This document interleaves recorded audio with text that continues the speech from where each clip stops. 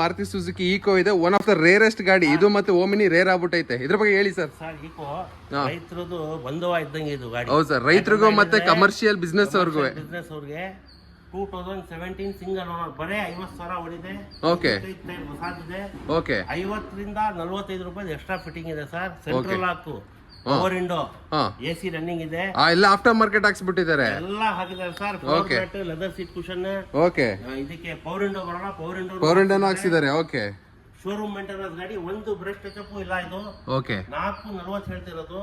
Okay ನಿಮ್ಮ ಮುಖಾಂತರ ನೋಡ್ಕೊಂಡು ಬಂದ್ರೆ ಫೈನಲ್ ಹೇಳ್ತಿರೋದು 415 ಗೆ ಕೊಡ್ತೀನಿ ಸರ್. 4,15,000ಕ್ಕೆ. ಹೌದು ಸರ್. ಇದರಲ್ಲಿ ಯಾಕಂತ ಹೇಳಿದ್ರೆ 50,000 ರೂಪಾಯಿ ಫಿಟ್ಟಿಂಗ್ ಇದೆ. ಹೌದು ಸರ್, ಆಫ್ಟರ್ ಮಾರ್ಕೆಟ್ ಫಿಟ್ಟಿಂಗ್.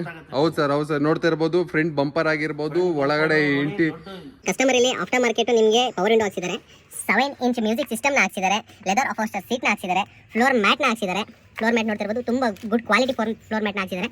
ಹಾಗೂ ಇಂಟೀರಿಯರ್ ತುಂಬಾನೇ ನೀಟಾಗಿ ಮೇಂಟೈನ್ ಮಾಡಿದ್ದಾರೆ ಅಂತ ಹೇಳ್ಬೋದು. ಕಸ್ಟಮರ್ ಗಾಡಿಯಲ್ಲಿ ಎಲ್ಲಿ ಡೆಂಟಲ್ ಸ್ಕ್ರಾಚಸ್ ಅಲ್ಲಿ ಟಚ್ ಅಲ್ಲಿ ಎಲ್ಲೂ ಕೂಡ ಕಾಣಿಸ್ತಿಲ್ಲ, ತುಂಬಾ ಕ್ಲಾಸ್ ಆಗಿ ಮೇಂಟೈನ್ ಮಾಡಿದ್ದಾರೆ.